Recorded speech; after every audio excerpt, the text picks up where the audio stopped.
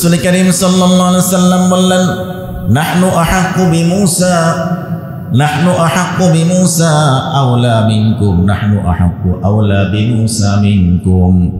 মুসা আলাইহিস সালামের অনুসরণ করার, মুসা আলাইহিস সালামকে অনুসরণের জন্য তোমাদের চাইতে আমাদের হক বেশি।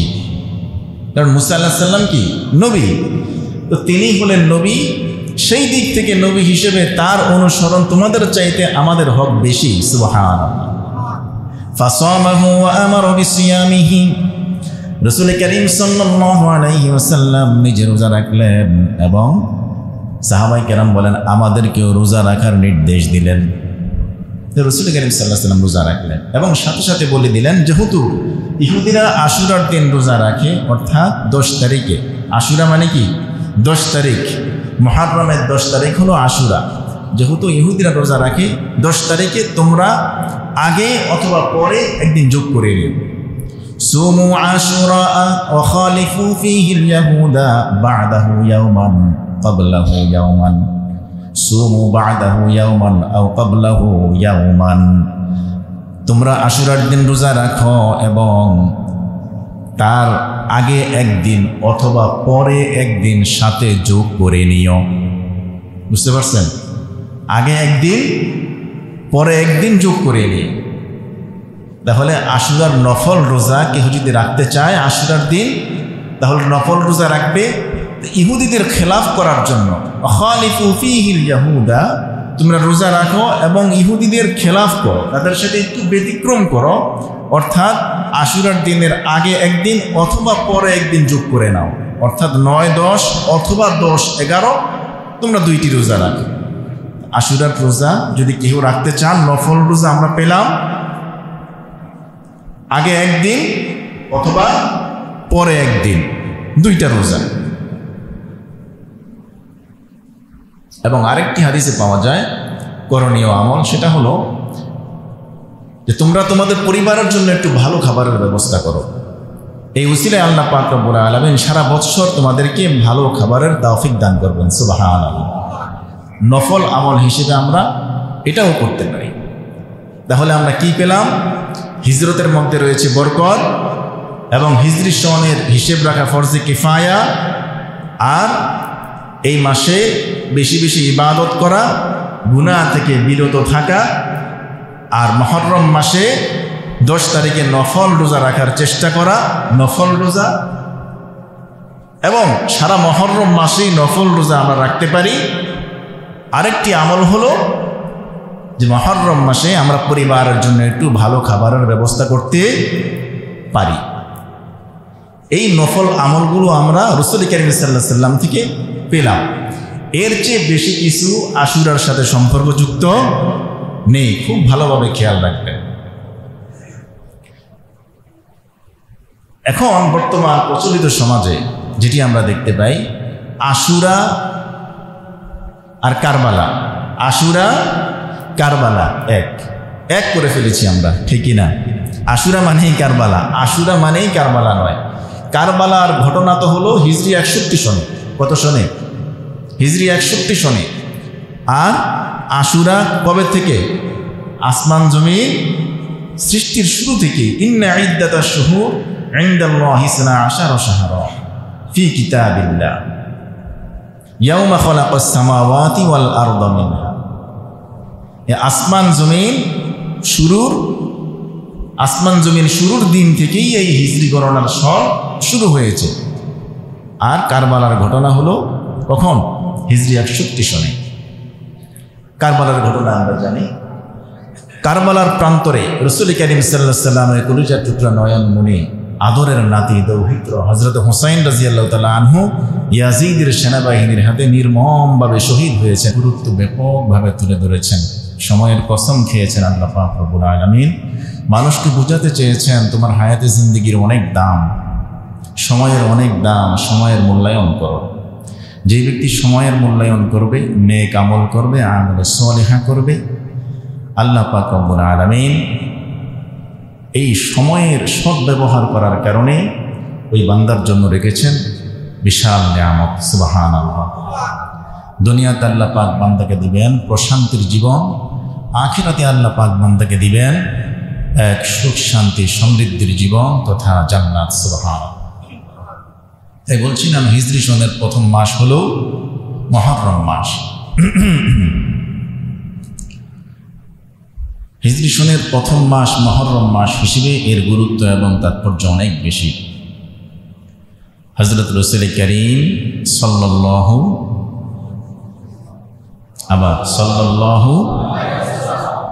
আলাইহি ওয়াসাল্লাম, কেন আমরা বলি না? একবার দুরূদ পড়লে আল্লাহ পাক রব্বুল আলামিন বান্দার উপর 10টি রহমত নাজিল করেন। সুবহানাল্লাহ। এক একটি রহমত এত বিশাল, এত প্রশস্ত, এক একটি রহমত এত বিশাল, এত প্রশস্ত যে তাম দুনিয়াকে আল্লাহ পাক এর দ্বারা ছেয়ে দিতে পারেন। সুবহানাল্লাহ। 10টি রহমত বান্দার উপর অবতীর্ণ হয়। এজন্য রাসূল করিম সাল্লাল্লাহু আলাইহি ওয়াসাল্লামের নাম যখন আসবে আমরা সাল্লাল্লাহু আলাইহি ওয়াসাল্লাম বলতে ভুলব না ইনশাআল্লাহ। তো হযরত রাসূল করিম সাল্লাল্লাহু আলাইহি ওয়াসাল্লাম তিনার মক্কা থেকে মদিনায় হিজরতের এই ঘটনাকে, হিজরতের এই তাৎপর্যমণ্ডিত এই ঘটনাকে স্মরণীয় করে রাখার নিমিত্তেই, স্মরণীয় করে রাখার জন্যই পরবর্তীতে হিজরি সনের প্রবর্তন হয়। সুবহানাল্লাহ। রাসূল করিম সাল্লাল্লাহু আলাইহি ওয়াসাল্লাম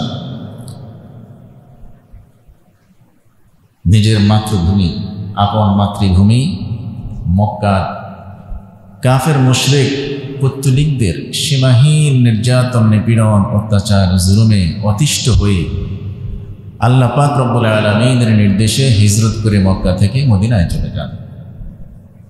এজন্য হিজরত ইসলামের গতিধারাকে পাল্টে দেয়। সুবহানাল্লাহ। হিজরত রাসূল করিম সাল্লাল্লাহু আলাইহি সাল্লামের জীবনের গতিধারাকে পাল্টে দিয়েছে। সুবহানাল্লাহ। এজন্য হিজরতের গুরুত্ব, তাৎপর্য অনেক বেশি, যার কারণ এই হিজরত থেকেই হিজরি সনের গণনা শুরু হয়েছে। সুবহানাল্লাহ। হিজরতের মধ্যেই বরকত। কেমন বরকত? অধিকাংশ আম্বিয়া কেরাম আলাইহিমুস সালামকে আল্লাহ পাক রব্বুল আলামিন হিজরতের নির্দেশ দিয়েছে। আর এই দিনকে, আল্লাহ পাকের কালেমাকে, আল্লাহ পাকের একাত্মবাদকে দুনিয়াতে প্রতিষ্ঠা করার জন্য এই ত্যাগ স্বীকার করেছেন অধিকাংশ আম্বিয়া কেরাম আলাইহিমুস সালাম। তিনারা আপন জন্মভূমি ত্যাগ করে অন্যত্র চলে গিয়েছেন আল্লাহ পাকের নির্দেশে। তারই এক ধারাবাহিকতায় আমার নবী, আপনার নবী হযরত মুহাম্মদুর রাসূলুল্লাহ সাল্লাল্লাহু আলাইহি ওয়াসাল্লাম তিনিও এই দ্বীনের স্বার্থে আল্লাহ পাকের দুনিয়াতে, আল্লাহ পাকের জমিনে আল্লাহ পাকের এই কালিমাকে, ইমানের কালিমাকে, একাত্মবাদকে প্রতিষ্ঠা করার স্বার্থে এই ত্যাগ স্বীকার করেছেন যে আল্লাহ পাকের নির্দেশে আপন মাতৃভূমি ত্যাগ করে হিজরত করে মদিনায় চলে গিয়েছিলেন। এর দ্বারা আল্লাহ পাক রব্বুল আলামিন বরকতময় করেছেন তিনার জীবনকে, বরকতময় করেছেন ইসলাম ও মুসলমানকে। সুবহানাল্লাহ। যে ইসলাম মক্কায় ছিল উপেক্ষিত, যে ইসলাম মক্কায় ছিল নির্যাতিত, নিপীড়িত, উপেক্ষিত এক ধর্ম, এই ইসলাম হিজরতের বরকতে মদিনায় যাওয়ার পর এক আদর্শ, উত্তম আদর্শ ধর্ম হিসেবে প্রতিষ্ঠা লাভ করে। সুবহানাল্লাহ। রাসূল করিম সাল্লাল্লাহু আলাইহি ওয়াসাল্লাম তিনি মক্কায় ছিলেন শুধু নবী, দাঈ। মদিনায় যাওয়ার পর হিজরতের বরকতে আল্লাহ পাক রব্বুল আলামিন রাসূল করিম সাল্লাল্লাহু আলাইহি ওয়াসাল্লামকে সর্বকালের শ্রেষ্ঠ রাষ্ট্রনায়ক বানিয়ে দিয়েছেন। সুবহানাল্লাহ। ইসলামকে এক আদর্শ ধর্ম হিসেবে প্রতিষ্ঠা লাভ করিয়েছেন। সুবহানাল্লাহ। যে সাহাবা কেরাম আজমাইন মক্কায় ছিলেন উপেক্ষিত, নির্যাতিত, নিপীড়িত, সংখ্যালঘু, কি ছিল? সংখ্যালঘু। এই সাহাবা কেরাম আজমাইন মদিনায় যাওয়ার পর তারা হলেন সংখ্যাগরিষ্ঠ। সুবহানাল্লাহ। এবং ইসলামের জয় জয়কার চারিদিকে ছড়িয়ে পড়েছে। ইসলামের জন্য এক বসন্তকাল আল্লাহ পাক রব্বুল আলামিন দিয়েছেন হিজরতের বরকতে মদিনায়। সুবহানাল্লাহ।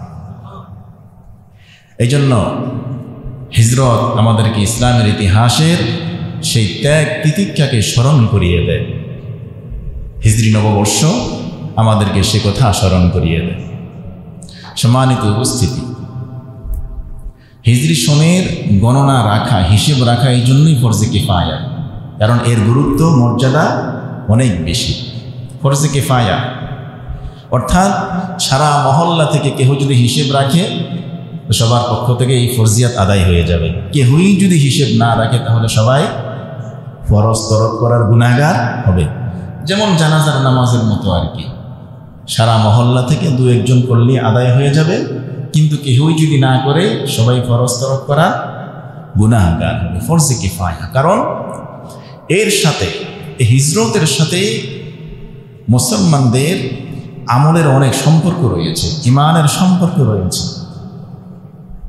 এর গণনার মধ্যে যদি কোনো ত্রুটি হয়, একটু এদিক সেদিক হয়, তাহলে অনেক ফরজ নষ্ট হবে, অনেক ওয়াজিব নষ্ট হবে। যেমন কোনো মাস, শাবান মাস যদি কেউ 29 গণে কিন্তু ছিল 30, অথবা 29 ছিল সে গণল 30, তাহলে রোজা একটা কম হলো। ঈদ কি ঠিকমতো পালিত হবে? পরের মাস ঠিকমতো পালিত হবে? সেম একইভাবে জিলহজ মাস অথবা জিলকদ মাসের হিসেবের মধ্যে যদি গরমিল হয়, চন্দ্র মাসের হিসেবের মধ্যে হিসেব যদি কেউ না রাখে, এই জন্য যদি ক্ষতিগ্রস্ত হয় মাসের হিসেব রাখা, তাহলে কোরবানিও ক্ষতিগ্রস্ত হবে, ঠিক না? আরাফার দিন হজ ক্ষতিগ্রস্ত হবে। তাহলে ঈমান আমলের সাথে ওতপ্রোতভাবে জড়িত হিজরি সনের হিসেব রাখা না রাখা। এই জন্য হিজরি সনের এতটাই গুরুত্ব। কিন্তু দুঃখজনক হলেও সত্য কথা, আমাদের মাঝে জ্ঞানী গুণী শিক্ষিত অনেক মানুষ আছে, সচেতন মানুষ আছে আমরা, তারপরেও হিজরি নববর্ষ, আরবি নববর্ষ কখন আসে কখন যায় আমরা জানিই না, ঠিক কিনা? এই যে নববর্ষ আসলো, আজকে 8 তারিখ, গত শুক্রবার গেছে 1 তারিখ, এই হিজরি নববর্ষকে বরণ করার জন্য কথার কথা, অথবা হিজরি নববর্ষ শুরু হয়েছে, এর কোনো আমেজ উৎসাহ উদ্দীপনা কারো ভিতরে দেখছেন? এখনো জানেই না অনেকে কি মাস চলতেছে আরবি। অথচ এই মানুষগুলোই সর্বস্তরের মানুষ, শিক্ষিত অশিক্ষিত সর্বস্তরের মানুষই যখন 31 নাইট আসে, অর্থাৎ ইংরেজি নববর্ষ আসে, এটাকে পালন করার জন্য, এটাকে উদযাপন করার জন্য অধীর আগ্রহে আতশবাজি, বোমা, ফটকা, যত রকমের বিনোদন আছে সব নিয়ে প্রস্তুত থাকে, ঠিক কিনা? আহা মুসলমান, আবার পহেলা বৈশাখ আসলেও একই চিত্র আমরা দেখতে পাই। এগুলোর সাথে না আছে ইসলামের কোনো সম্পর্ক, না আছে ঈমান আমলের কোনো সম্পর্ক, কিছুই নেই এগুলোর সাথে। না আছে দুনিয়া ইহকালীন কোনো কল্যাণ, না আছে পরকালীন কোনো মুক্তির ব্যবস্থা। কিন্তু ইহকালীন কল্যাণ, পরকালীন মুক্তির ব্যবস্থা আছে কিসের সাথে? আরবি নববর্ষ গণনার সাথে, ঠিক কিনা? এই জন্য আমাদের সচেতন থাকা দরকার। আরবি নববর্ষ অথবা হিজরি সনের কোন মাস, কোন তারিখ, কখন চলে আসে কখন যায়, আইয়ামে বীজ রোজা আছে, অনেক আমল আছে যেগুলো মুসলমান করতে পারে, অনেক লাভবান হতে পারে নফল আমলগুলোর মাধ্যমে। আল্লাহ পাক আমাদেরকে তৌফিক দান করুন, বলুন আমিন। প্রিয় ভাইয়েরা আমার, মুহররম মাসের কথা বলছিলাম, হিজরি সনের কথা বলছিলাম। হিজরি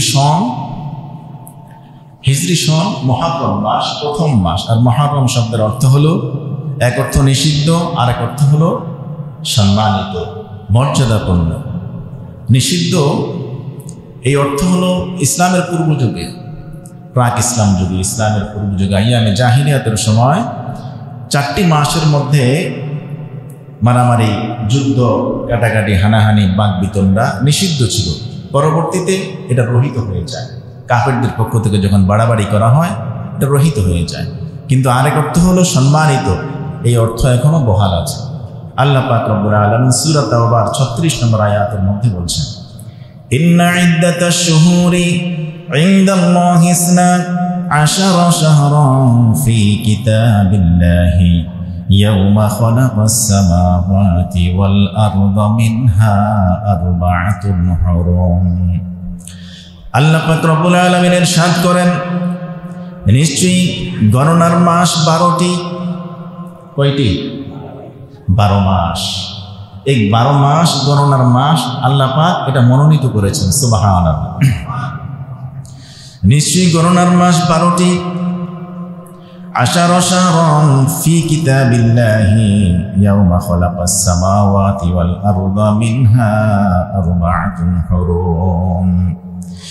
নিশ্চয়ই গণনার মাস 12টি। আসমান জমিন সৃষ্টির শুরু থেকেই, আসমান জমিন সৃষ্টির শুরু থেকেই গণনার মাস 12টি। এর মধ্যে 4টি মাস রয়েছে আরবাআতুন হুরুম, সম্মানিত 4টি মাস। রজব, জিলকদ, জিলহজ, মুহররম। সুবহানাল্লাহ। 3টি ধারাবাহিক আর একটি বিচ্ছিন্ন। রজব মাস বিচ্ছিন্ন, আর জিলকদ, জিলহজ আর মুহররম ধারাবাহিক। সুবহানাল্লাহ। সম্মানিত 3টি মাসই ধারাবাহিক। তোর সৃষ্টির শুরু থেকেই তো এর মর্যাদা ছিল। আল্লাহ পাক রব্বুল আলামিন নির্ধারণ করে রেখেছেন, নিশ্চয়ই গণনার মাস 12টি, আসমান জমিন সৃষ্টির শুরু থেকে। আর এটি হলো যালিকা দ্বীনুল কাইয়্যিম।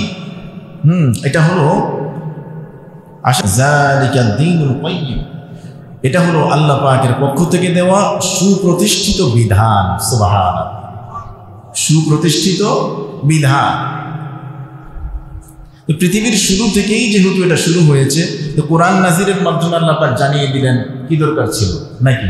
প্রশ্ন আসে কি না? আইয়ামে জাহিলিয়াতের সময় মক্কাল কাফেররা তাদের ইচ্ছে মতো গণনা করত। তাদের সুবিধা অনুযায়ী তারা মাস প্রথম বা শুরু বা শেষ কোনো তারিখকে তাদের মন মতো তারা গণনা করত, কোনো মাসকে তাদের নিজের সুবিধা মতো তারা নির্ধারণ করত। এই জন্য আল্লাহ পাক রব্বুল আলামিন এটাকে রাসূল করিম সাল্লাল্লাহু আলাইহি ওয়াসাল্লামের উপর আয়াত অবতীর্ণ করে জানিয়ে দিয়েছেন যে এটা আল্লাহ পাকের সুপ্রতিষ্ঠিত বিধান। আগে পিছিয়ে করা, এটাকে কম বেশি করার কোনো অধিকার কারো নেই। এটা আল্লাহ পাকের পক্ষ থেকে দেওয়া সুপ্রতিষ্ঠিত বিধান। আর এই 12টি মাসের মধ্যে 4টি মাস রয়েছে মর্যাদাপূর্ণ, সম্মানিত। তার মধ্যে একটি হলো মুহররম, এবং এটি হলো হিজরি নববর্ষের প্রথম মাস। সুবহানাল্লাহ। যেই মাসে আমরা এখন চলছে, যেই মাসের শুরুতে আমরা এখন আছি। তো মুহররম মাস, এই মাসে আমাদের করণীয় কি? আমরা কি করব? এই মাসের আমল কি? আসলে এর এক কথার জবাব হচ্ছে, এই মাসের কোনো ফরজ বা ওয়াজিব আমল নেই, নির্ধারিত কোনো আমল নেই। আছে নফল আমলের কথা। কিসের কথা? নফল কিছু আমলের কথা, যা রাসূল করিম সাল্লাল্লাহু আলাইহি ওয়াসাল্লাম নিজে রেখেছেন, নিজে করেছেন এবং উম্মতকে উৎসাহিত করেছেন।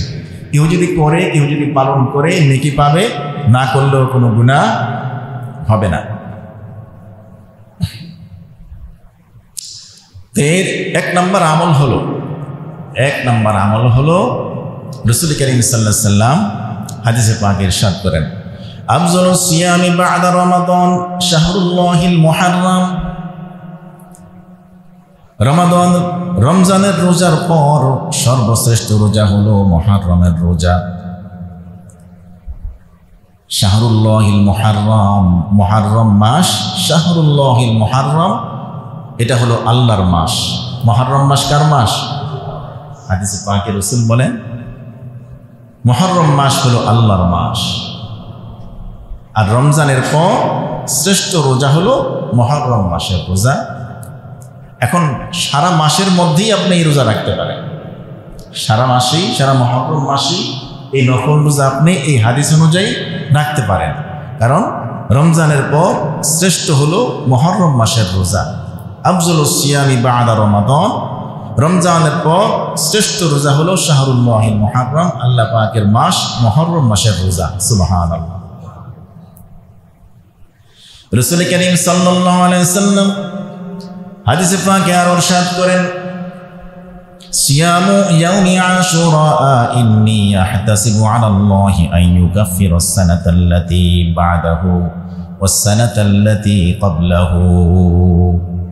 রাসূল কারীম সাল্লাল্লাহু আলাইহি ওয়াসাল্লাম ইরশাদ করেন, আমি আল্লাহ পাক রব্বুল আলামিনের নিকট এই আশা রাখি, কেউ যদি মুহররম মাসের 10 তারিখে, মুহররম মাসের 10 তারিখে আশুরার দিন রোজা রাখে, তাহলে আমি আল্লাহ পাকের নিকট আশা রাখি তার পূর্বাপর 1 বৎসরের গুনাহের কাফফারা হয়ে যাবে।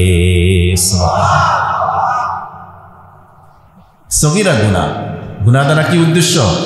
ছোট গুনাহগুলা, কবিরা গুনার জন্য তাওবা শর্ত। তো আমরা পেলাম আশুরার দিন রোজা রাখা, আবার সারা মুহররম মাসেই নফল রোজা রাখা যাবে। তো রাসূল কারীম সাল্লাল্লাহু আলাইহি ওয়াসাল্লাম যখন নাকি হিজরত করে মদিনায় গেলেন, সেখানে গিয়ে দেখলেন মদিনার ইহুদিরা রোজা রাখে আশুরার দিন। তিনি জিজ্ঞেস করলেন, তোমরা এই দিনে কিসের রোজা রাখো? ইহুদিরা জবাব দিল, আমাদের নবী হযরত মূসা আলাইহিস সালাম এবং তিনার জাতি বনে ইসরাঈলের জন্য আল্লাহ পাক রব্বুল আলামিন সাগরের মধ্য দিয়ে, নদীর মধ্য দিয়ে রাস্তা বের করে দিয়েছিলেন, আর তিনি তিনার জাতিকে নিয়ে নিরাপদে সফর করে নদী পার হয়ে গিয়েছিলেন। সুবহানাল্লাহ।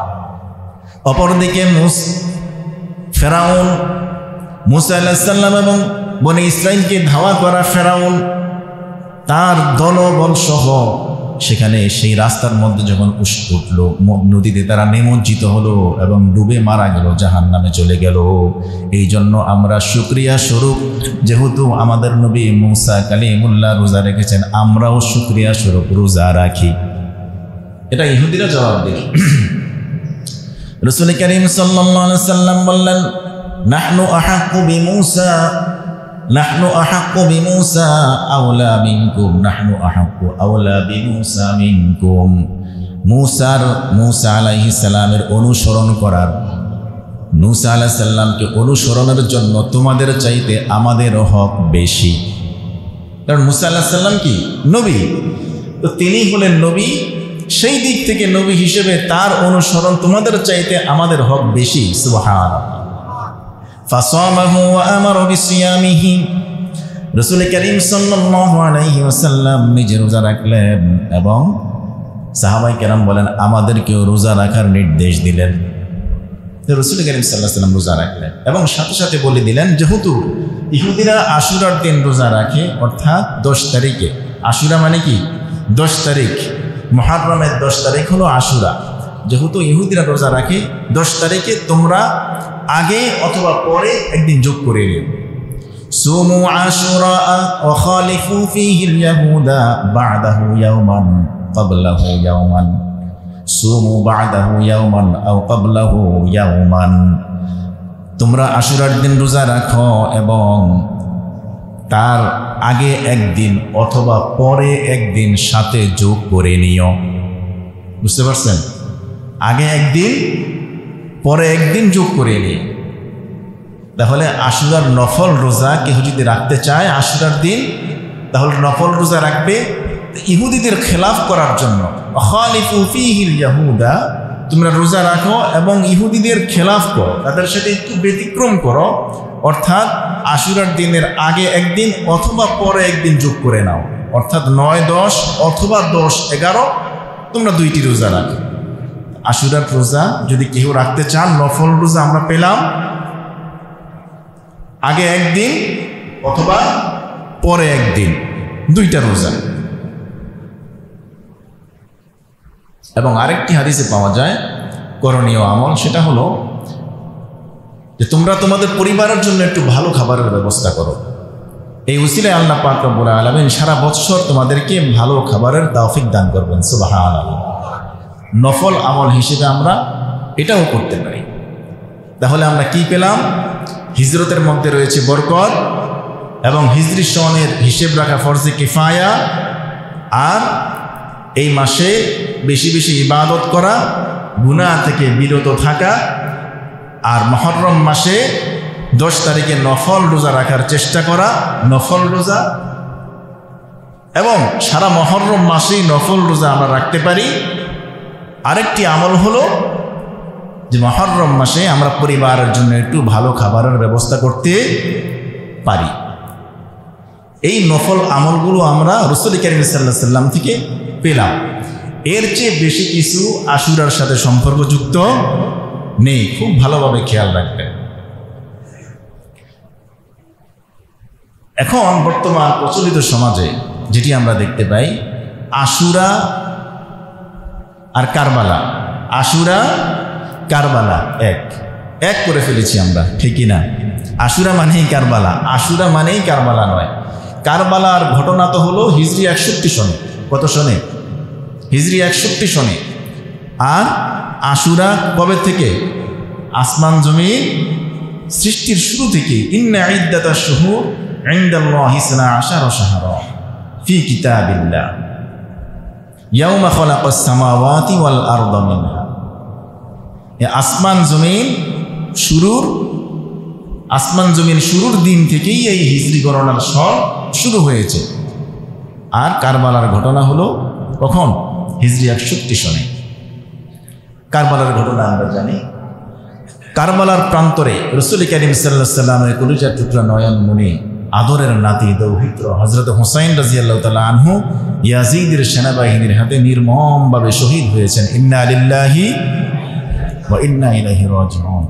আমরা অত্যন্ত দুঃখিত, ভারাক্রান্ত, ব্যথিত এই ঘটনা যখন আমরা দেখি, যখন মনে পড়ে, আমরা দুঃখিত হই, ভারাক্রান্ত হই, কষ্ট পাই। কারণ হলো রাসূল কারীম সাল্লাল্লাহু আলাইহি ওয়াসাল্লামের সবচেয়ে প্রিয় ছিলেন হাসান এবং হুসাইন। সুবহানাল্লাহ। হাসান এবং হুসাইনকে রাসূল কারীম সাল্লাল্লাহু আলাইহি ওয়াসাল্লাম এতটাই ভালোবাসতেন, এতটাই মহব্বত করতেন। হাসান হুসাইন রাসূল কারীম সাল্লাল্লাহু আলাইহি ওয়াসাল্লামের পিঠে উঠে ঘোড়ার মতো চড়ত। আর তারা ঘোড়ার মতো চড়ত, বলতো নানা ঘোড়া তো টবক টবক করে, নড়াচড়া করে, উপর নিচ করে, আপনি কেন করেন না? রাসূল কারীম সাল্লাল্লাহু আলাইহি ওয়াসাল্লাম তাদের বিনোদনের জন্য নিজেকে একটু উঁচু নিচু করতেন। সুবহানাল্লাহ। এতটা ভালোবাসতেন নাতিদেরকে তিনি। এই আদরের নাতি নয়নমণি কলিজার টুকরা হুসাইন রাদিয়াল্লাহু তাআলা আনহুর কারবালার প্রান্তরে শহীদ হওয়াকে আমরা সহজভাবে নিতে পারি না।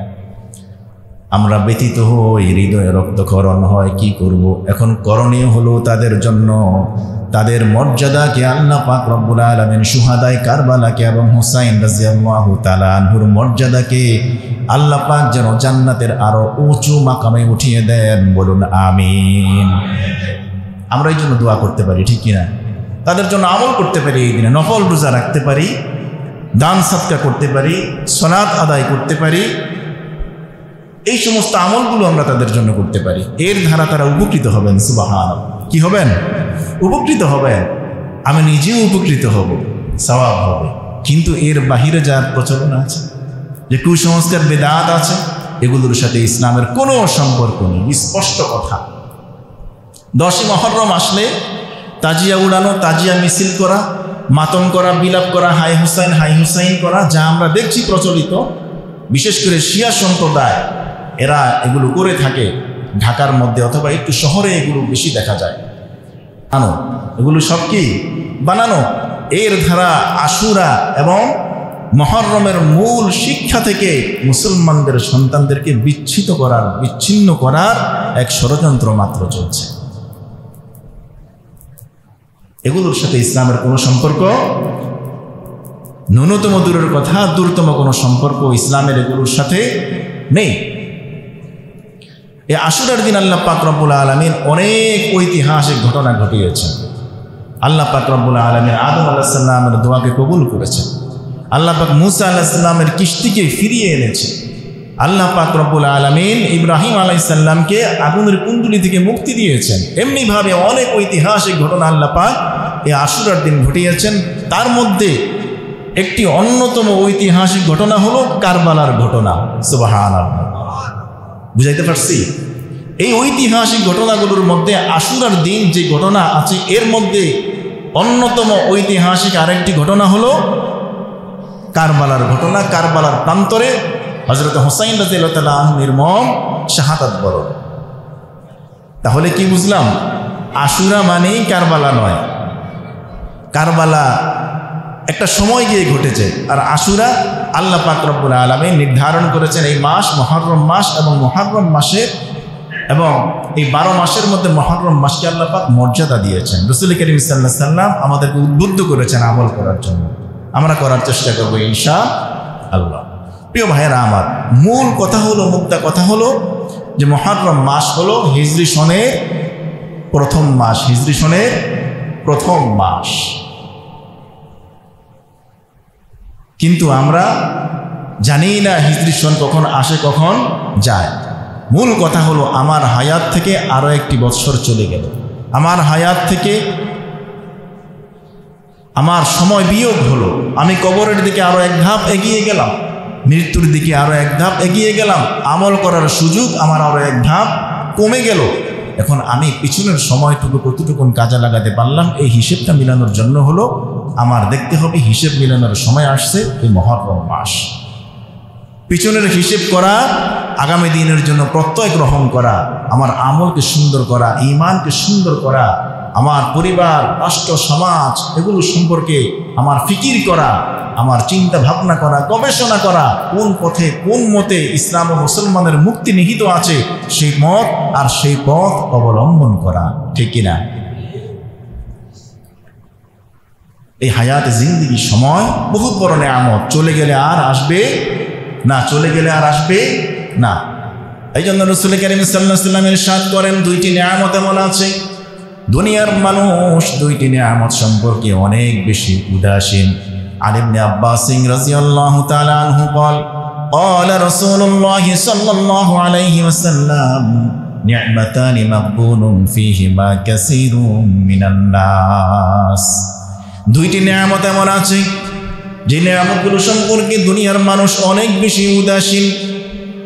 কাসীরুম মিনান নাস আস-সিহহাতু ওয়াল ফারাগ, একটি হলো সুস্থতা, আরেকটি হলো অবসর। সুবহানাল্লাহ। একটি হলো সুস্থতা, রিজিকের সর্বোচ্চ দারাজাত, সর্বোচ্চ শ্রেণী হলো সুস্থতা। যে অসুস্থ তাকে জিজ্ঞেস করেন তার কাছে কেমন লাগে, তার কাছে আরামের ঘুম কি জিনিস, তার কাছে মজার খানা কি জিনিস, তার কাছে বিনোদন কি জিনিস, তাকে জিজ্ঞেস করেন। এর কোনো মূল্যই তার নিকট নেই, ঠিক কিনা জোরে বলুন। কিন্তু আপনি সুস্থ আছেন, আমি সুস্থ আছি বিদায়ী এগুলোর মূল্য আপনার আমার কাছে আছে, কিন্তু এই সুস্থতা স্থায়ী নয়, এর মূল্য আমরা দেই না। যখন অসুস্থ হব তখন বুঝবো সুস্থতার কত মূল্য। আরেকটি হলো ফারাগ, অবসর। এই অবসর বহুত বড় এক নেয়ামত। অবসর সময় যখন চলে যাবে তখন আর এটি ফিরে পাওয়া যাবে না।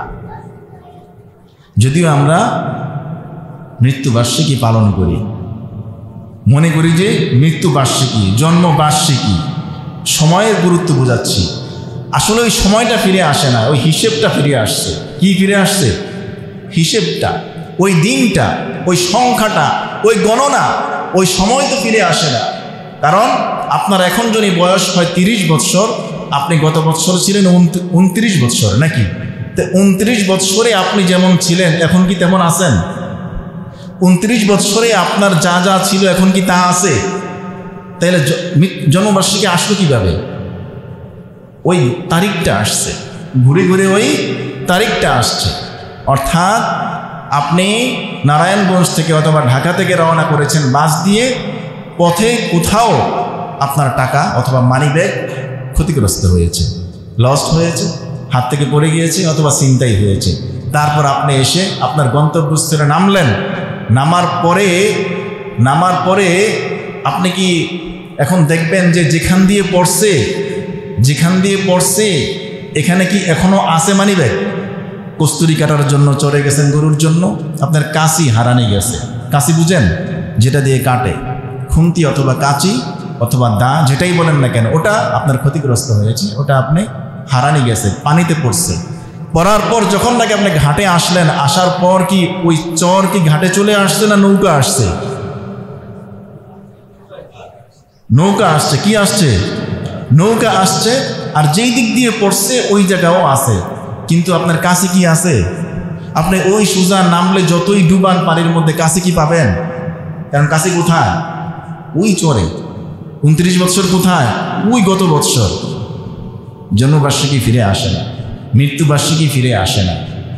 এই জন্যই ইসলামী শরীয়তের নির্দেশনা হলো জন্ম তারিখ, মৃত্যু তারিখ এগুলো পালন করা বিদআত। এগুলো পালন করা কি? বিদআত।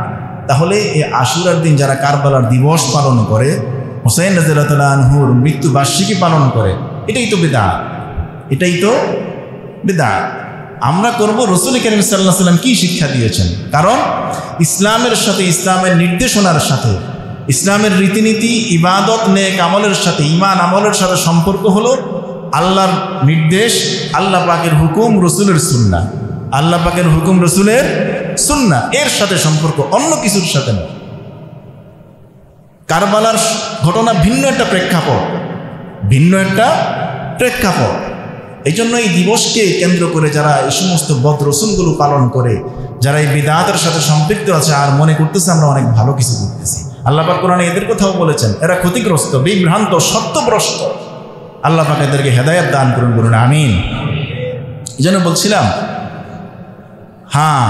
জীবন সময়ের কথা বলছিলাম, ফারক, অবসর, হায়াত, এটা চলে গেলে আর ফিরে আসবে না। এই জন্য সময়ের মূল্যায়ন করা। যে যেইখানে আসি, যে যেই কাজ করি, যে যেই স্তরে আছি, যে যেই বয়সে আছি, প্রত্যেকটাই কিন্তু আপনার আমার জন্য এটা উপদেশমালা, এটা কাজ করার সময়, এটা মূল্যায়ন করতে হবে। চোর ডাকাত চুরি করতেছে, সেখানেও তার সময়ের মূল্যায়ন করতে হবে। ঠিক মতো চুরি ডাকাতি না করতে পারলে ধরা খাবে, ঠিক কিনা জোরে বলুন। যে যেই কাজ করুক না কেন, ভালো হোক অথবা মন্দ, সঠিক সময়ে, সঠিক স্থানে, সঠিক কাজের সঠিক সময়ে মূল্যায়ন না করলে তাকে পৌঁছাতে হবে, খেসারত দিতে হবে, ঠিক কিনা জোরে বলুন। এই জন্য ভাইয়েরা আমার, হায়াতে জিন্দেগি চলে যাচ্ছে, কিন্তু কবরের দিকে আমরা এগোচ্ছি। মুহররম আসছে, আরও এক ধাপ এগিয়ে যাচ্ছি কবরের দিকে, মৃত্যুর দিকে। আমি আমার অবসরকে কতটুকু কাজে লাগালাম, এর গুরুত্ব আমার কাছে কতটুকু, এটা হলো দেখার বিষয়। কিন্তু আমরা গুরুত্ব দিই না। আমরা কি দিই না? গুরুত্ব দিই না। তার স্পষ্ট প্রমাণ হলো নামাজের কাতার। স্পষ্ট প্রমাণ, উদাহরণ হলো নামাজের কাতার। নামাজের কাতার দিন দিন ছোট হচ্ছে, বাজার দিন দিন বড় হচ্ছে, মার্কেট দিন দিন বড় হচ্ছে, মার্কেটে লোক সমাগম বাড়তেছে, রাস্তায় লোক সমাগম বাড়ছে, সব জায়গায় মানুষের সমাগম হচ্ছে। আর মসজিদ থেকে শুধু রসুম আর রেওয়াজ ছাড়া, শুক্রবার ঈদের দিন ছাড়া আর মুসল্লি খুঁজে পাওয়া যায় না। এটাই হলো প্রমাণ যে আমরা সময়ের মূল্যায়ন করি না। এই জন্য রাসূল কারীম সাল্লাল্লাহু আলাইহি ওয়াসাল্লাম বলেন, নি'মাতানি মাগবুনুন ফীহিমা কাসীরুম মিনান নাস, আস-সিহহাতু ওয়াল ফারাগ। দুইটি নিয়ামত এমন রয়েছে, অত্যন্ত মূল্যবান নিয়ামত, যেই সম্পর্কে দুনিয়ার মানুষ উদাসীন। সে হিন্দু হোক, মুসলিম হোক, বৌদ্ধ হোক, যে যাই হোক না কেন, মানুষ, যে মানুষ, তার কাছে সময়ের মূল্য দেওয়া দরকার। একটা হলো অবসর, আরেকটি হলো সুস্থতা। আল্লাহ পাক রব্বুল আলামিন কোরআনে পাকে 103 নম্বর সূরা আসরের মধ্যেও কিন্তু সময়ের কসম খেয়ে তিনি সময়ের গুরুত্ব বোঝাচ্ছেন। ওয়াল আসরি ইন্নাল ইনসানা লাফি খুসর। ওয়াল আসরি, জামানার কসম, সময়ের কসম। ইন্নাল ইনসানা লাফি খুসর, সমস্ত মানুষ ক্ষতির মধ্যে। যারা নাকি সময়ের মূল্যায়ন করে, ইল্লাল্লাযীনা আমানু ওয়া আমিলুস সলিহাত, যারা ঈমান এনেছে এবং সময়ের মূল্যায়ন করেছে, অর্থাৎ আমলে সালেহ করেছে, এই মানুষগুলো মুক্ত। সুবহানাল্লাহ, এই মানুষগুলো মুক্ত। এখন ঈমানদার আর আমলে সালেহা করে, ঈমানদার আমলে সালেহার সাথে যুক্ত এমন কয়জন মানুষ পাওয়া যাবে? ঈমানদার খাতায় নাম আছে এমন পাওয়া যাবে, কিন্তু আমলে সালেহার সাথে, কারণ শর্ত কয়টি? 4টি শর্ত। তার মধ্যে ইল্লাল্লাযীনা আমানু, একটি হলো যারা ঈমান আনছে, ওয়া আমিলুস সলিহাত, নেক আমল করছে। এই ক্ষতি থেকে মুক্ত কারা? যারা নাকি ঈমান আনছে এবং নেক আমল করছে। ঈমান আনছে কিন্তু নেক আমল করে না, পরের তিনটার একটাও করে না, পরের তিনটা নেক আমলের সাথে সম্পর্ক, একটিও করে না। তাহলে স্পষ্ট ক্ষতির মধ্যে কে বলছেন? কার ঘোষণা? আল্লাহ পাকের ঘোষণা। সময়ের গুরুত্ব আমরা দেই না। ইয়া আইয়ুহাল্লাযীনা আমানুত্তাকুল্লাহ ওয়ালতানজুর নাফসুম মা কদ্দামাত লিগাদ। হে ঈমানদাররা, আল্লাহকে ভয় করো এবং পরকালের জন্য, অর্থাৎ কিয়ামতের দিবসের জন্য কি পাঠিয়েছো, কি জমা করেছো, সেটার হিসাব মিলাও, সেটার হিসাব মিলাও। ওয়ালতানজুর নাফসুম মা কদ্দামাত লিগাদ, আই হাসিবু আনফুসাকুম ক্বাবলা আন তুহাসাবু আই মুতু আনফুসাকুম ক্বাবলা আন তামুতু। এটা হলো তাফসীর। ইবনে কাসীর রাহমাতুল্লাহ আলাইহি বলেন যে অল তানজুর নাফসুম মা কদ্দামাত লিগাদ, মানে হলো হাসিবু, হিসেব করো, আনফুসাকুম, নিজের হিসেব করো, ক্বাবলা আন তুহাসাবু, হিসেব দেওয়ার আগে। হিসেব দেওয়ার আগে হিসেব মিলাইলে হিসেব দেওয়া সহজ না। মুতু ক্বাবলা আন তামুতু, মরার আগে মরে যাও। অর্থাৎ মরতে হবে, যে মরার পরে কি হবে তার আগেই মরার মতো দুনিয়াতে চলো। নিজের জন্য মরো, আল্লাহর জন্য বাঁচো। নিজের জন্য মরো, আল্লাহর জন্য বাঁচো।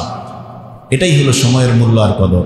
আল্লাহ পাক রব্বুল আলামিন আমাদেরকে সময়ের মূল্যায়ন করার তৌফিক দান করুন, বলুন আমিন। যেন প্রিয় ভাইরা আমার, মুহররম মাস শুরু হয়েছে, আমরা প্রত্যয় করি পিছনের বছর, পিছনের মাসগুলো সম্পর্কে আমি সমালোচনা করে নিজের, আমি কতটুকু উন্নত হয়েছি, কতটুকু আমল আমার ক্ষতিগ্রস্ত হয়েছে, আর সামনে আমি কিভাবে নিজের আমলকে আরও সুন্দর করতে পারি, ঈমানকে আরও সুন্দর করতে পারি, ঈমান থেকে শিরিক, বিদআত এবং ইসলামের বিরোধিতা, কোরআন সুন্নাহর বিরোধিতাকে কিভাবে আরও বের করতে পারি, এই প্রত্যয় গ্রহণ করতে হবে। আমরা মুসলমান, কিন্তু আমরা কোনো না কোনোভাবে নিজের স্বার্থে অথবা দলের স্বার্থে অথবা নিজের অন্য কোনো স্বার্থে ঈমান আমলকে জলাঞ্জলি দেই, ঠিক কিনা জোরে বলুন।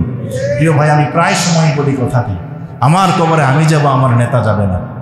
ওই নেতার পিছনে ঘুরে নিজের ঈমান আমলকে নষ্ট করবেন না। হাতে ধরে, পায়ে ধরে, আগে আমি মুসলমান, আগে আমি মুসলমান, এ কথা স্মরণ রাখতে হবে। কারণ আমি মসজিদে এসে জান্নাত খুঁজি, ঈমান আমলের মাধ্যমে জান্নাত খুঁজি, সঠিক নেতৃত্ব খুঁজি। আমি এই প্রত্যাশা করি সারা বিশ্বে, আমার দেশে, আমার সমাজে, আমার পরিবারে যেন ইসলাম প্রতিষ্ঠা হয়, ঠিক কিনা জোরে বলুন। এটি চাই কিনা আমরা? দুঃখের বিষয় হলো, আমরা মসজিদ থেকে বের হওয়ার পরেই বেনমাজি, লুটেরা, খুনি, দুর্নীতিবাজ, মিথ্যুক নেতার নেতৃত্বে প্রতিষ্ঠা হতে চাই, ঠিক কিনা জোরে বলুন। এটা কেমন হল? দ্বৈতনীতি, স্ববিরোধী কাজ। আমি কোরআনের কাছে এসে কোরআন তালাশ করি, ইসলামী নেতৃত্ব তালাশ করি, জান্নাত তালাশ করি, কিন্তু জান্নাত পাবো কোন পথে, কার নেতৃত্বে চললে, কার নেতৃত্বে আমি আমার জীবন যাপন করলে ইসলাম প্রতিষ্ঠা হবে, আল্লাহর কোরআন বাস্তবায়ন হবে, সেই চেষ্টা করি না।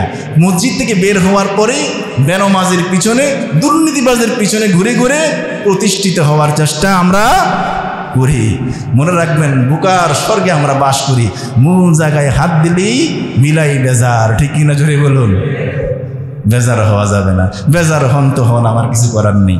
ওয়া আনা আলা যালিকুম মিনাশ শাহিদিন, আমরা হলাম বার্তাবাহক, প্রচারক মাত্র। এর প্রচার আমাদেরকে করতেই হবে, ঠিক কিনা জোরে বলুন। জীবন যতদিন আছে, যতদিন বাক আল্লাহ পাক রেখেছেন, এই জবান যতদিন আছে এতদিন জবান চলবে।